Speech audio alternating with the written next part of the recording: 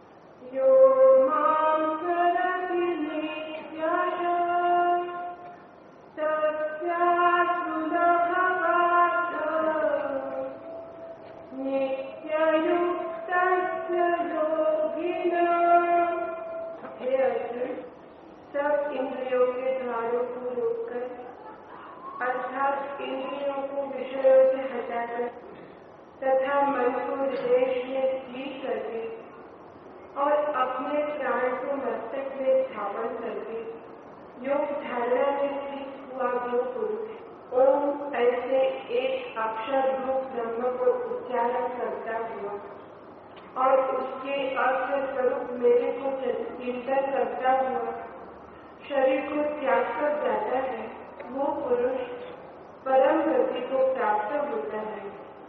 और हे अर्जुन, जो पुरुष मेरे में अनंत नतीजे से स्थित हुआ सदा ही निरंतर मेरे को स्मरण करता है, उस निरंतर मेरे में युक्त हुए योगी के लिए मैं सुलभ हूँ।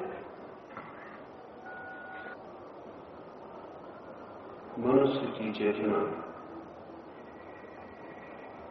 दो प्रकार की यात्रा कर सकती है। एक तो अपने से दूर इंद्रियों के मार्ग से होकर बाहर की ओर, और एक अपने पास अपने भीतर की ओर इंद्रियों के द्वार को अवरुद्ध करके। इंद्रियों द्वार हैं, दोनों ओर खुलते हैं वे द्वार, जैसे आपके घर के द्वार खुलते हैं। चाहे तो उसी द्वार से बाहर जा सकते हैं, लेकिन तब द्वार खोलना पड़ता है, और चाहे तो उसी द्वार से भीतर आ सकते हैं, तब द्वार भीतर की ओर खोलना पड़ता है। एक ही द्वार बाहर ले जाता है, वही द्वार भीतर ले आता है। इंद्रियां द्वार है चेतना के लिए बहिर्गमन के या अंतर्गमन के, लेकिन हम जन्मों जन्मों तक बाहर की यात्रा करते करते ये भूल ही जाते हैं कि इन्हीं द्वारों से भीतर भी आया जा सकता है। स्मरण ही नहीं रहता है कि जिस द्वार से हम घर के बाहर गए हैं, वही भीतर लाने वाला भी बन सकता है। ये भूल विचार की निरंतर होती है। यह हमें ख्याल नहीं रहता कि जिन मार्गों से हम नीचे गिरते हैं, वे ही मार्ग हमारे ऊपर उठने के मार्ग भी बन जाते हैं। और जिन सीढ़ियों से कोई नर्क में उतरता है, उन्हीं सीढ़ियों से स्वर्ग में भी चढ़ा जाता है। सीढ़ियां अलग नहीं होती, केवल चलने की दिशा अलग होती है।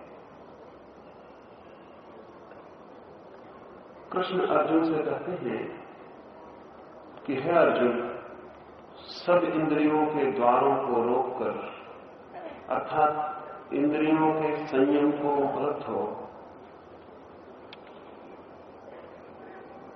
जो भाव को, मन को हृदय में स्थित करे और प्राण को मस्तक में, वो परम गति को उपलब्ध होता है। इंद्रियों को अवरुद्ध करके, इंद्रियों के संयम से क्या अर्थ है? इंद्रियों को अवरुद्ध दो प्रकार से किया जा सकता है।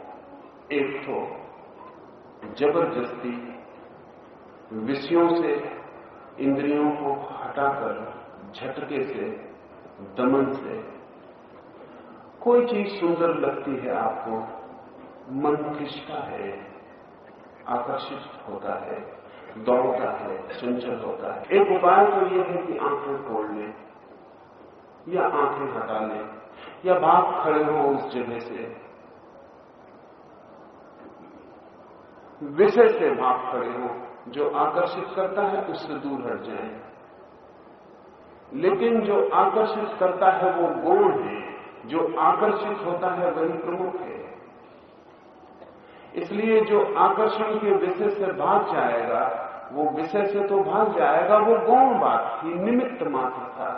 लेकिन जो आकर्षित हो रहा था उससे कैसे भागेगा? वो तो उसके साथ ही चला जाएगा। धन मुझे खींचता हो, धन मुझे दिखाई पड़ता हो और मेरे प्राण उस धन को उपलब्ध करने के लिए आतुर होते हो, तो धन से भाग जाना बहुत कठिन नहीं है। भागने के लिए बहुत बहादुरी की भी जरूरत नहीं है। अक्सर तो कायर भी भागने में बहुत कुशल होते हैं। भागा जा सकता है, लेकिन भागकर भी वो जो मेरे भीतर प्राण आतुर होते थे धन को पाने के लिए, वे मेरे साथ ही चले जाएंगे। इस जगत में स्वयं से भागने का कोई भी उपाय नहीं। हम सबसे भाग सकते हैं अपने को छोड़कर। हम सारे संसार को छोड़ सकते हैं, लेकिन अपने को नहीं छोड़ सकते। वो हमारे साथ ही होगा। जंगल में, पहाड़ में, कंदरा में, हिमालय पर, मैं कहीं भी चला जाऊं, मैं तो अपने साथ ही रहूंगा। हाँ, विषयों से भाग सकता हूं, लेकिन वृत्तियां मेरे भीतर ही रहेंगी। और एक धोखा भी हो सकता है, जब विषय नहीं होते तो वृत्तियों को गतिमान होने का मौका नहीं मिलता। तो मैं इस भ्रांति में भी पड़ सकता हूं कि चूंकि अब मेरी वृत्ति गतिमान होती नहीं मालूम पड़ती, इसलिए समाप्त हो गई है। लेकिन इस भ्रांति में पड़ने की कोई भी जरूरत नहीं है। जैसे ही विषय फिर दिखाई पड़ेगा, वृत्ति पुनः सक्रिय हो जाएगी। ये वृत्ति का निष्क्रिय हो जाना वैसे ही है जैसे बारूद रखी हो और अंगारा पड़े और विस्फोट हो जाए। लेकिन अंगारा न पड़े बरसों तक, तो बारूद भी सोच सकती है कि अब मैं बहुत शांत हो गई, क्योंकि अब कोई विस्फोट नहीं होता। और बारूद अगर ये सोचे कि ये अंगारे के कारण विस्फोट होता है, इसलिए मैं अंगारे से बचती रहूं तो शांत बनी रहूंगी, तो भी भ्रांति है। क्योंकि अंगारा विस्फोट नहीं करता, अंगारा केवल विस्फोट के लिए निमित्त बनता है। विस्फोट तो बारूद नहीं होता। वो हमारे भीतर वृत्तियों की बारूद मौजूद रहे तो हम अंगारों से कितने ही भागते रहे, कोई बचाव नहीं। और जन्मों जन्मों में वापस पुनः पुनः वृत्तियां हमें उपलब्ध हो जाएंगी। जब कृष्ण कहते हैं कि सब इंद्रियों के द्वारों को रोककर, तो पहली बात ठीक से समझ लें, इस तरह के निरोध के लिए कृष्ण नहीं कहते। कृष्ण का जीवन भी नहीं कहता कि इस तरह का निरोध उन्होंने किया हो। फिर भी कृष्ण के साथ भी भूल हो जाती है। बुद्ध के वक्तव्य में कोई खोज सकता है ये अर्थ, क्योंकि वे छोड़कर गए हैं। महावीर के व्यक्तित्व में खोज सकता है कोई ये अर्थ, क्योंकि वे भी छोड़कर गए हैं। लेकिन कृष्ण के साथ तक भ्रांति होती है और गलत अर्थ होते हैं, जबकि कृष्ण कुछ भी छोड़कर नहीं गए। निश्चित ही कृष्ण का ये अर्थ नहीं हो सकता कि ऑब्जेक्ट से, विषयों से भाग जाओ। उनका अर्थ दूसरा है। वो दूसरा अर्थ बहुत भिन्न है, बहुत क्रांतिकारी है। एक तो उपाय है कि मैं विषय से भाग जाऊं, अंगार से भाग जाऊं, बारूद को बचाए हुए। दूसरा उपाय है कि बारूद को छोड़ दूं, और अंगारों से खेलता हो। कृष्ण तो अंगारों से खेलने के लिए संदेश दे रहे हैं अर्जुन को। वो कहते हैं युद्ध कर, भाग मत। और ध्यान रहे जो युद्ध बाहर है वो तो बहुत छोटा है, एक और अंतर्युद्ध है भीतर जो सतत चल रहा है चेतना का, विषयों के साथ, कि विषयों के प्रति आकर्षित हो या न हो। कृष्ण उस युद्ध से भी भागने की सलाह नहीं दे सकते। भागना उनकी भाषा नहीं है। एस्केपिज्म, पलायन उनके सोचने का ढंग नहीं। कृष्ण का ढंग तो सोचने का है, युद्ध की सघनता में खड़े होकर जीवन के रूपांतरण का। कृष्ण का अर्थ दूसरा ही हो सकता है, वो यह है विषयों से भागने की कोई भी जरूरत नहीं और भाग कर भी कोई भाग नहीं सकता। और जहां भी हम जाएंगे वहीं विषय मौजूद हो जाएंगे। संसार जहां भी है वहां विषय उपलब्ध है। वृत्ति को विसर्जित करना ही इंद्रियों का संयम, और वृत्ति विसर्जित हो तो इंद्रियां अपने आप अवरुद्ध हो जाती, क्योंकि वृत्ति के ऊपर ही चढ़कर चेतना इंद्रियों के द्वार से निकलती है। वृत्ति के घोड़ों पर बैठकर ही चेतना इंद्रियों के बाहर निकलती है और अनंत की वाह यात्रा पर भटकती है। वृत्ति के घोड़े ही अगर छीन हो जाए तो फिर इंद्रियां भागती नहीं, अवरुद्ध हो जाती, उनके द्वार बंद हो जाते। ठीक समझे तो इंद्रियों के द्वार बहुत ऑटोमेटिक है, बहुत स्वचालित है। जब तक चेतना भीतर से धक्का देती है उन्हें बाहर की तरफ, तभी तक वे खुले रहते हैं। और जब भीतर की चेतना धक्का नहीं देती बाहर की तरफ, वे द्वार अपने से बंद हो जाते। ऐसा समझे, आंख प्रतीक है। आंख से समझे तो सारी इंद्रियों का ख्याल आ जाए। और आंख सूक्ष्मतम और सबसे ज्यादा नाजुक, डेलिकेट, बारीक इंद्रिय है, और जो आंख पर होता है वही सब इंद्रियों पर होता है। जब तक आपके भीतर चेतना जागना चाहती है तब तक पलकें खुली रहती हैं, और जब चेतना सोना चाहती है पलकें झप जाती हैं और बंद हो जाती हैं। चेतना का धक्का ही पलकों को खोले रखता है। इसलिए कितनी ही गहरी नींद आ रही हो, आपको लगता हो कि अब क्षण भर नहीं जाग सकूंगा, उसी वक्त कोई खबर दे कि घर में आग लग गई है, नींद नदारद हो जाती। नींद का पता नहीं चलता, आप रात भर जाग सकते। क्या हो गया?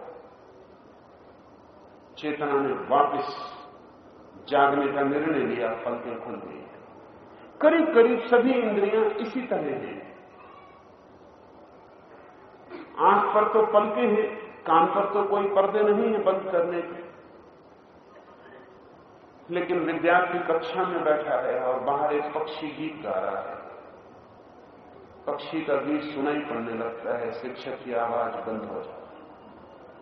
शिक्षक ज्यादा करीब है, ज्यादा जोर से बोल रहा है, पक्षी बहुत दूर है, किसी अमराई में छिपा होगा, बहुत धीमी सी गूंजती उसकी आवाज आती है। लेकिन उस विद्यार्थी को आवाज सुनाई पड़ने लगी पक्षी की, शिक्षक का बोलना खो गया। बात क्या हो गई? चेतना जिस तरफ उन्मुख होती है उस तरफ द्वार खुल जाते हैं, और जिस तरफ उन्मुख नहीं होती उस तरफ द्वार बंद हो जाते हैं। कान के भी सूक्ष्म द्वार हैं जो बंद होते और खुलते। चित्त में काम वासना भर जाती है तो काम वासना का द्वार खुल जाता है। चेतना धक्के देती है तो काम वासना का जो केंद्र है उसका द्वार खुल जाता है और काम ऊर्जा बाहर प्रवाहित होने लगती है। चेतना धक्के नहीं देती तो काम ऊर्जा का द्वार बंद है और कोई उपाय नहीं कि वो बाहर प्रवाहित हो जाए। हमारे शरीर की सभी इंद्रियों के द्वार स्वचालित हैं। जब चेतना भीतर से धक्का देती है तो द्वार खुल जाते हैं, और जब चेतना भीतर से धक्का नहीं देती द्वार अपने आप बंद हो जाते। जब कृष्ण कहते हैं इंद्रियों के द्वारों को रोक कर, तो वो ऐसा नहीं कहते कि जबरदस्ती अपनी आंखों को बंद करके बैठ जाओ, क्योंकि जो जबरदस्ती अपनी आंखों को बंद करके बैठेगा, जिसके खिलाफ उसने आंखें बंद की हैं, वो बंद आंखों में भी मौजूद हो जाता है, उससे बचा नहीं जाता। जबरदस्ती कान बंद कर लो, कुछ न सुनना हो, तो वो अनसुना भी भीतर गूंजता है। बंद नहीं होता। जबरदस्ती काम वासना को रोक लो तो कोई अंतर नहीं पड़ता, काम ऊर्जा स्खलित होती ही चली जाती। जबरदस्ती कोई भी उपाय नहीं, क्योंकि जबरदस्ती एक बात की खबर देती है कि भीतर से चेतना बाहर जाना चाहती है और उसी चेतना का एक हिस्सा उसे जबरदस्ती भीतर रोकना चाहता है। तो अगर रोकने वाला हिस्सा सबल हुआ तो दरवाजे पर थोड़ी देर कसमकस होती रहती, दरवाजे के पीछे बाहर जाने वाला धक्का देना चाहता है, रोकने वाला खींचता है। अगर सबल हुआ रोकने वाला तो थोड़ी देर तक ये कसमकस होती है, लेकिन एक बड़े मजे का नियम है कि जो रोकता है वो थोड़ी देर में कमजोर हो जाता है, जो हिस्सा रोकता है उसकी ताकत रोकने में व्यय हो जाती है। इसलिए आदमी आज कसम खाता है ब्रह्मचर्य की और कल पाता है कि मुश्किल है। वो हैरान होता है कि जब कसम खाई थी तो बिल्कुल सुलभ मालूम पड़ती थी, सरल मालूम पड़ती थी बात, कसम खाई ही इसलिए 24 घंटे बाद क्या हो जाता है। जिस मन के हिस्से ने कसम खाई थी वो लड़ने में लग जाता है उस मन से जो जाना चाहता था। और ध्यान रहे, कसम जब भी कोई खाता है तो पक्का मान लेना उसके भीतर दूसरा हिस्सा भी मौजूद होगा, नहीं तो कसम किसके खिलाफ खाई जाएगी। जब मैं कहता हूं कि कसम लेता हूं कि अब झूठ नहीं बोलूंगा, वो मैं किसके खिलाफ कसम खा रहा हूं? अपने ही उस मन के हिस्से के खिलाफ जिसके बाबत मुझे पक्का पता है कि वो मुझे झूठ बोलने को मजबूर कर सकता। लेकिन जिस हिस्से से मैं रोकूंगा वो रोकने में उसकी ताकत वह हो जाएगी, और जो हिस्सा रुका है वो रोज रोज शक्तिशाली होता चला जाएगा। रुके होने की वजह से शक्ति बढ़ेगी, रोकने की वजह से शक्ति कम होगी। आज नहीं कल धक्का देकर चेतना फिर इंद्रिय के द्वार को खोल देगी। और जो हम करना चाहते हैं उसके लिए तर्क खोज लेते हैं। सुना है मैंने कि मुल्ला नसरुद्दीन मक्का की यात्रा कर गया, वहां उसने कसम ले ली, भाव में आ गया, कसम ले ली कि मछलियां खाना छोड़ देता हूं। कसम लेने का, मछलियां छोड़ने का असली कारण ये नहीं था कि मछलियां छोड़ने से मुल्ला को लगता हो कि कोई बहुत बड़ा स्वर्ग मिल जाएगा। असली कारण ये था कि उसके गुरु ने कहा कुछ तो छोड़ो। तो मछलियां मुल्ला को बिल्कुल पसंद नहीं थी, इसलिए उसने मछलियां छोड़ दी। लेकिन छोड़ने की रात ही मुल्ला हैरान हुआ कि मछलियों का स्वप्न आया, कभी नहीं आया। और घर लौटते लौटते तीर्थ यात्रा से बस एक ही बात याद रह गई कि मछलियां छूट गई। और एक ही बात गूंजने लगी मन में कि बड़ी गलती की, इतनी जल्दी क्या थी, ऐसा बातों में पड़ जाने का प्रयोजन क्या था। और घर आते आते एक ही वासना मन में सघन हो गई, मछलियां खाने की, जो कि मन में कभी भी नहीं थी। कई बार ऐसा होता, अगर किसी चीज में रस पैदा करना हो तो छोड़ने की कसम खा लें, रस पैदा होना शुरू हो जाए। क्योंकि जिसे हम छोड़ते हैं उसके प्रति वासना पैदा होती है। पैदा इसलिए होती है कि छोड़ने से लगता है कि अब कभी भी भोग ना सकेंगे, अब कभी भी भोग ना सकेंगे। तो मन के किसी भी कोने में भोग की जरा सी भी वृत्ति पड़ी हो, वो कहती है कि ये तो बड़ी गलती कर ली, एक बार तो भोग लेते। अगर भोग सकेंगे तो वो वृत्ति विश्राम करती, प्रतीक्षा करती, कभी भी भोग लेंगे, कभी भी भोग लेंगे। घर आते ही मुल्ला बेचैन हुआ। पत्नी को भी उसके गुरु ने बता दिया आके कि मुल्ला मछलियां छोड़ दिया है, इससे मछलियां मत देना। पत्नी का भी मन हुआ, जैसा कि सभी पत्नियों का होता है कि पति की परीक्षा ले ली। दूसरे दिन ही उसने मछलियों का शोरबा बना डाला। मुल्ला को बात आने लगी, वो बड़ी मुश्किल में पड़ गया। आखिर जब खाने पर बैठा, सब चीजें दी गई, शोरबा नहीं दिया गया। मुल्ला ने कहा कि मछली का शोरबा बना है, ऐसी सुगंध घर में आती, थोड़ा सा दो। उसकी पत्नी ने कहा लेकिन मैंने सुना कि आप मछलियां छोड़कर आए। मुल्ला ने कहा मछलियां छोड़िए, मछलियों का शोरबा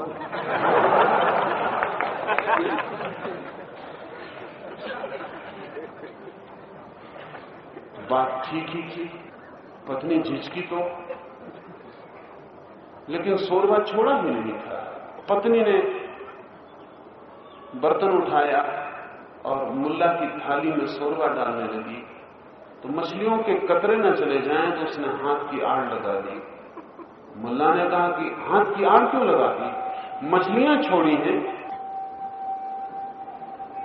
लेकिन खुद जो आती हो उन्हें रोकने का काम नहीं है। अपने आप जो आने को उत्सुक है उनको आने दो।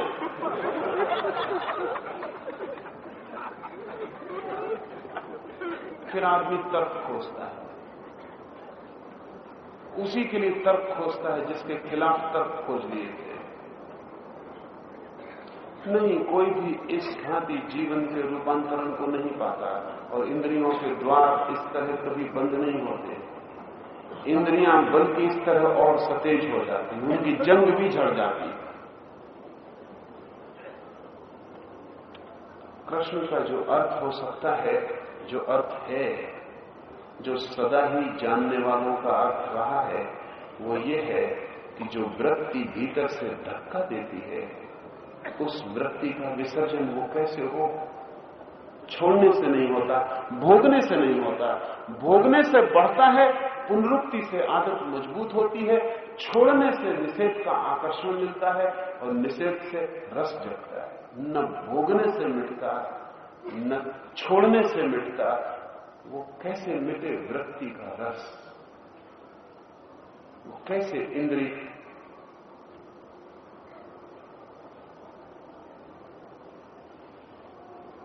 वो संयम कैसे उपलब्ध हो? उस संयम का एक ही उपाय रहा है सदा से, और वो है जब भी कोई विषय आकर्षित करे तो ध्यान विषय पर न रखकर वृत्ति पर रखना।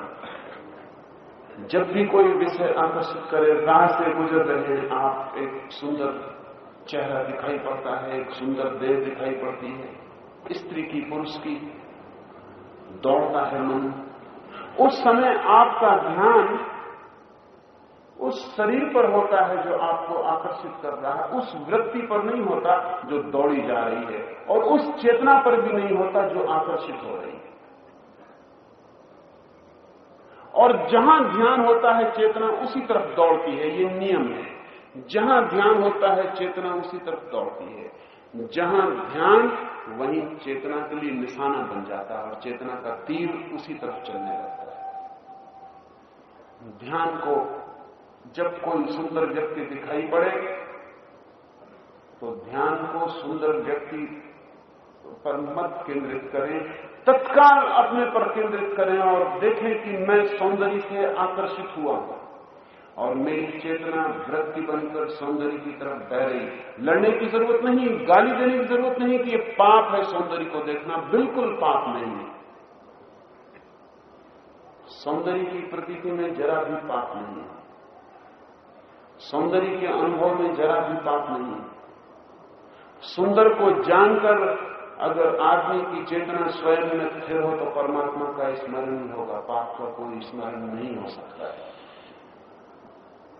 कोई कंडेमनेशन, कोई निषेध, कोई निंदा नहीं, सिर्फ इतना कि मैं उसे जानूं जो आकर्षित हुआ है, क्योंकि वही मैं हूं, और मैं उसे जानूं जो चेतना आकर्षित होकर बह रही।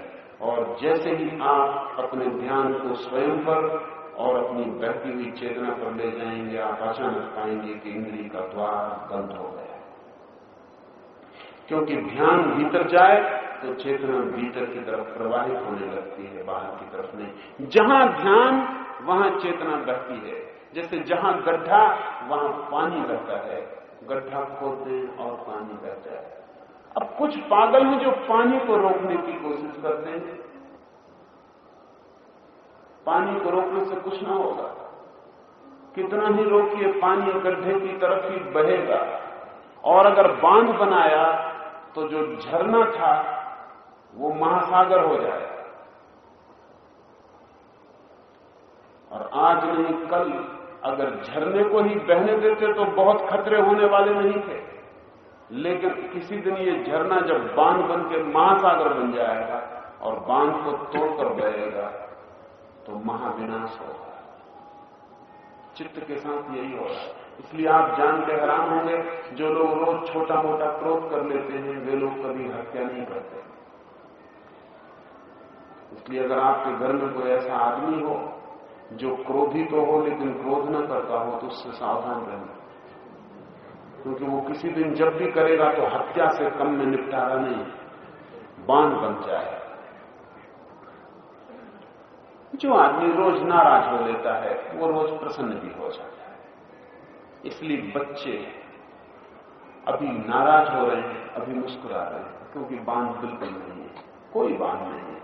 हम कितने ही क्रोध कर लेते हो फिर भी बांध के चलना ही पड़ता है। दफ्तर में मालिक है, नाराज नहीं हो सकते, समय है, परिस्थिति है, नाराज नहीं हो सकते, रोक लेना पड़ता है, वो बांध बन जाता है, फिर वो बांध टूटता है और तब जोर से क्रोध निकलता है। इसलिए हमारा क्रोध अक्सर ही अनजस्टिफाइड होता है, क्योंकि जिस पर निकलता है अकेला वही उसका कारण नहीं होता, और 25 लोगों का क्रोध भी उसमें जुड़ा होता है जो उन पर नहीं निकल पाया और इस पर निकलता है। इसलिए जिस पर निकलता है वो सदा सोचता है कि इतनी छोटी सी बात और इतना क्रोध, जस्टिफाइड नहीं मालूम पड़ता उसे। हमें भी मालूम नहीं पड़ेगा पीछे सोचने पर, इतनी सी बात थी, इतने क्रोध की क्या जरूरत थी। लेकिन बहुत सा क्रोध जो इकट्ठा था बांध कर, वो समय की तलाश में था, जब भी गड्ढा मिल जाएगा बांध को तोड़ देंगे और मुक्त हो जाएंगे। छोटे छोटे पापी बड़े पाप कभी नहीं कर पाते, और बड़े पापी अक्सर वही लोग होते हैं जो छोटे छोटे पाप करने से अपने को बचाते रहते। ऐसा नहीं है कि छोटे छोटे पाप के करने के अभ्यास से कोई बड़ा पापी होता है। ख्याल रखना, छोटे छोटे पाप करने वाला कभी बड़ा पापी नहीं हो पाता। बड़ा पापी होने की आकांक्षा हो, छोटे छोटे पाप करना बंद कर देना, फिर एक दिन अपने आप विस्फोट हो जाए और बड़ा पाप घटित हो जाए। चेतना भी ध्यान की तरफ इसी तरह बहती है जैसे गड्ढे की तरफ पानी बहता है। एक नेचुरल, एक निसर्ग का नियम है कि चेतना ध्यान की तरफ बहती है। जहां ध्यान वहीं चेतना का तीर सरकने लगता है।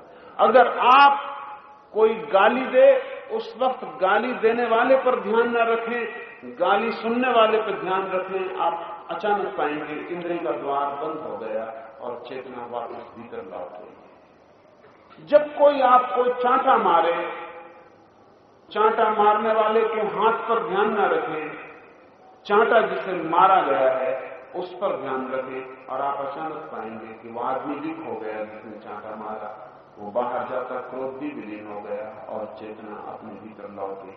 और एक बार अगर आपको यह अनुभव हो जाए कि जो ऊर्जा, जो शक्ति क्रोध बन के बाहर जा रही थी वो बाहर नहीं गई बल्कि लौटकर भीतर आ गई, तो आप हैरान हो जाएंगे। बाहर जाती हुई क्रोध की ऊर्जा पीड़ा में ले जाती, वही ऊर्जा जब भीतर की तरफ लौटती है तो क्वालिटेटिवली बदल जाती है, उसका गुणधर्म बदल जाता है, वही क्षमा बन जाता है। और जिसने क्षमा जानी उसके आनंद का कोई हिसाब नहीं, और जिसने क्रोध जाना उसके पश्चाताप का कोई अंत नहीं।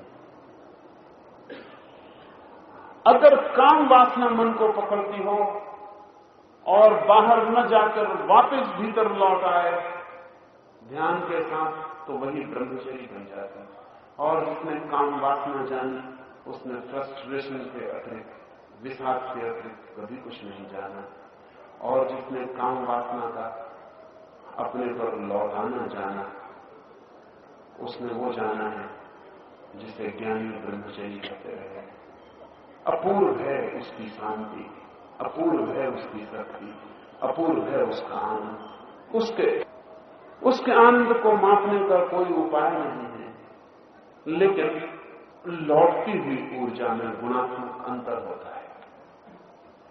ऊर्जा की दिशा सब कुछ है, क्योंकि जब ऊर्जा मुझसे बाहर जाती है तो मुझे गरीब कर जाती है। मेरी ही ऊर्जा जब मुझसे बाहर जाती है, माय ओन एनर्जी जब भी बाहर जाती है तो मुझे दरिद्र कर जाती है, मैं दीन हो जाता हूं, वो चुक जाती है और मैं गरीब हो जाता हूं। जब मेरी ऊर्जा इंद्रियों के द्वार के पास आकर वापस लौट के वर्तुल बना लेती है, सर्कल पूरा कर लेती है, मुझ पर वापस लौट आती है, तो मैं अनंत गुना धनी हो जाता हूं। और जो अपनी ही ऊर्जा का वर्तुल बना लेता है वही व्यक्ति संयम को उपलब्ध है। संयम का अर्थ है स्वयं की ऊर्जा का बन गया वर्तुल। खुद की ऊर्जा एक वर्तुल में घूमने लगी, एक सर्किल में, अब बाहर जाने का कोई उपाय न रहा। अब ऊर्जा कहीं भी डिसिपेट, कहीं भी बिखर नहीं सकती। अब ऊर्जा जितनी भी बढ़ती जाएगी भीतर होती जाएगी, और जैसे जैसे ये वर्तुल बनता है वैसे वैसे ऊर्जा ऊपर उठनी शुरू हो जाती है। और धीरे धीरे जैसे हम मंदिर के ऊपर शिखर बनाते हैं, वो इसी के प्रतीक में बनाए हुए शिखर है। छोटा होता जाता है मंदिर का बुर्ज, ऊपर जाके स्वर्ण शिखर लग जाता है, छोटा होता जाता है। जैसे जैसे ऊर्जा भीतर इकट्ठी होती है वैसे वैसे वर्तुल छोटा होता जाता है, सघन होता जाता है, कंडेंस्ड होता जाता है, और एक क्षण आता है जब ऊर्जा स्वर्ण शिखर बन जाती है। फिर ऊर्जा ऊपर की तरफ ऊर्ध्व गति को उपलब्ध होती है। संयम का अर्थ है स्वयं की ऊर्जा का बनाया गया वर्तुल। असंयम का अर्थ है स्वयं की ऊर्जा का टूटा हुआ वर्तुल। उस टूटी जगह से ही लीकेज, जहां वर्तुल टूटता है वहीं से लीकेज, वहीं से शक्ति बिखर जाती और खो जाती। जैसे शॉर्ट सर्किट हो जाए बिजली का, वहां से ऊर्जा बिखरने लगती है। और हमारी सारी इंद्रियों के द्वार से हम सिर्फ ऊर्जा को बिखेरते हैं, खोते हैं। कृष्ण जैसे व्यक्ति के लिए संयम का अर्थ है इस ऊर्जा का स्वयं में ही रमण करना, स्वयं में ही स्थिर हो जाना। तो इस सीक्रेट को, इस राज को, इस गुर को समझने, जब भी कोई विषय आकर्षित करे तब ध्यान विषय पर न दें, तत्काल स्वयं पर दें और स्वयं की चेतना पर दें। उसी क्षण एक क्रांति मालूम पड़ेगी। भीतर कोई चीज जा रही थी, बाहर लौट पड़ी। टर्न अबाउट, बिना कुछ किए अपने भीतर अनुभव होगा कोई शक्ति बाहर जाती थी, वापस लौट गई, और वापस लौटकर जब वो स्वयं पर आती है तो अपूर्व साक्षात्कार होता है अपनी ही ऊर्जा का। इस संयम को जो उपलब्ध है और भाव को, मन को जिसने हृदय में स्थिर कर लिया, और ऐसी ऊर्जा होगी तो भाव अपने आप हृदय में स्थिर हो जाता है। और प्राण जिसका मस्तिष्क में ठहर गया है, इन दो बातों को ठीक से समझ लें। भाव का अर्थ है फीलिंग,